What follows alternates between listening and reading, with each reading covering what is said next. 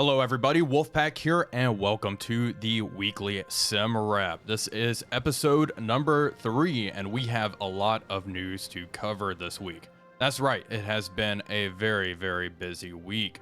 Let's get right into it. We are going to start with Sea Power. Sea Power has had a massive update this week, and they added a boatload of new assets and content to the game. The star of this show is the People's Liberation Army Navy. They have added new frigates, landing ships, patrol boats, and aircraft to the game. That is not all, however. Vietnam got some new assets, and Japan got a couple of assets as well, including the PS-1 Maritime Patrol flying boat. 4 brand new playable scenarios have been added to the game, focusing on the People's Liberation Army Navy. Along with these assets, a large amount of bug fixes and mission editor features have also been added. The developers have also noted that the much requested AI updates are coming later this month. Carrier and airfield behaviors are going to be the first order of business. After that patch rolls out, performance updates are the focus. Overall, I've been pretty happy with the pace of updates for Sea Power. The Sea Power team is steadily pushing content and back-end updates to the game. I'm really looking forward to those AI updates, which are really necessary for the dynamic campaign. I was looking at it as well, and it is really hard to believe that Sea Power has been in early access for almost a year now. With the PLAN added, I'm struggling to think of any other game with more naval and air assets to control, with 3D models of course. Command Modern Operations takes the cake if you omit the 3D aspect. Regardless, I'm a fan of the smaller nations being added to Sea Power. Personally, I have a lot of fun with the smaller, more intimate scenarios than the full-on carrier battle stuff, which of course you can do in Sea Power. Anyway, keeping my eye on this, of course, Sea Power has become a staple of the channel and will continue to be so.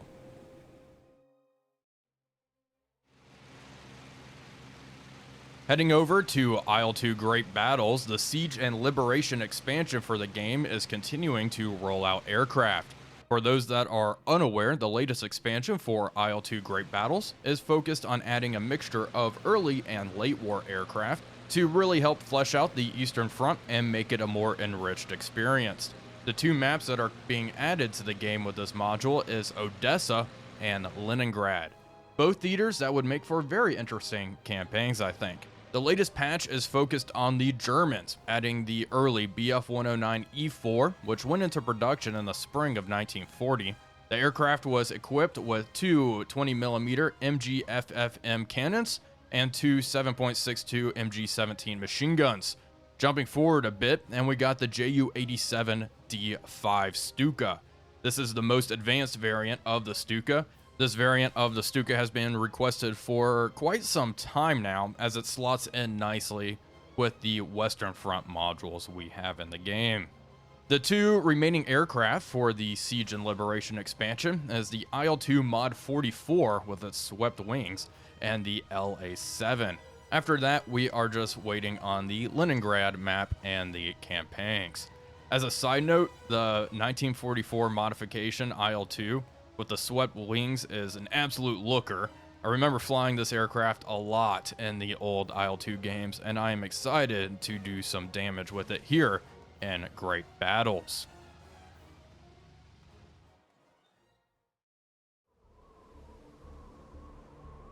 Heading to the North Atlantic now, the Grey Wolves expansion Knights Cross mod for Silent Hunter 3 has just released into 2.0.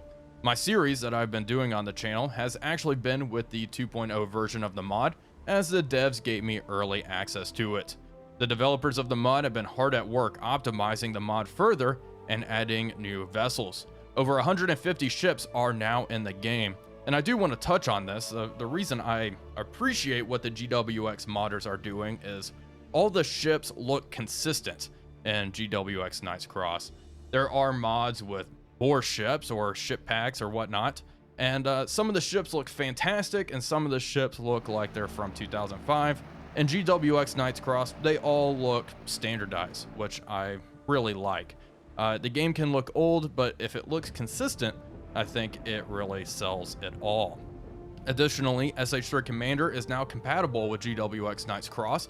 The developers have announced that 3.0 is in the works, and they are adding some pretty nifty features, some of which have not been seen in any SH3 mod to date, so stay tuned for that.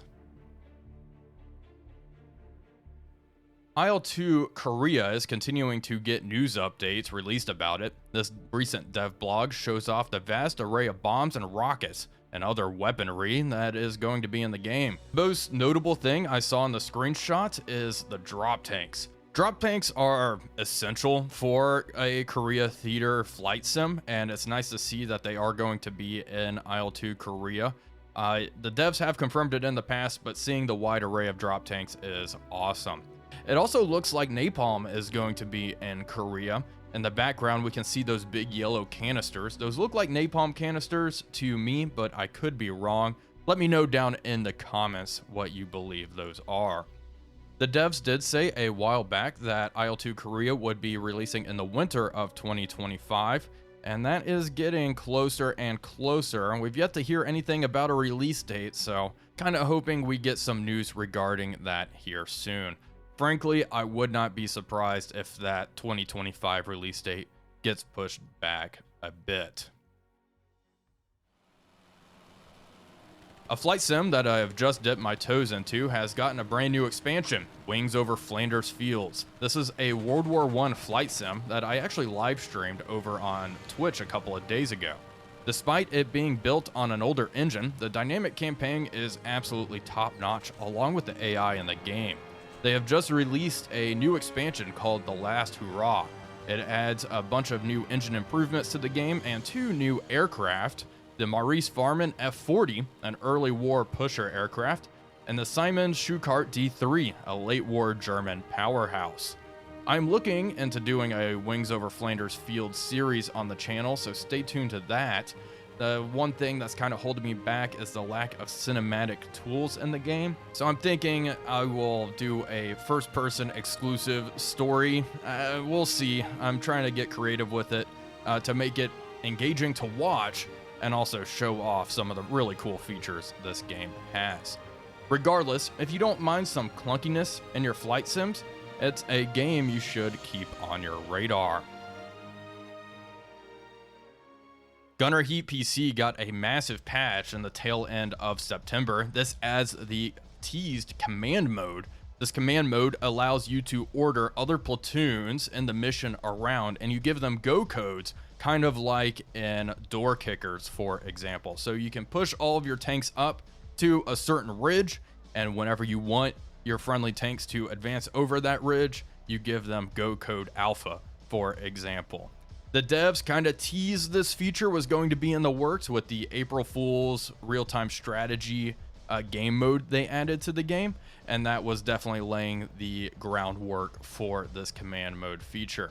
This is the first iteration of the command mode, and they've added it to a handful of missions, so go check it out if you are interested. It does have a few quirks, like some of the pathfinding can be weird, but overall, it is a very nice system, and I'm looking forward to see how it progresses. It certainly was much needed because there are times where I would want my Bradleys to hold back, let the tanks roll forward, but the Bradleys would just plow ahead and get slapped by some ATGMs. There was also a new vehicle added to GHPC, the T-64B1. The B1 variant of the T-64 really just has its gun-launched anti-tank guided missiles removed. So instead of having those anti-tank missiles, it had its Cobra missiles replaced with standard ammunition. And there are no missile guidance units on the turret roof. Some other variants of the T-64 have been added, removing the welded armor plates and such. So there are a lot of variations of the T-64B in game now.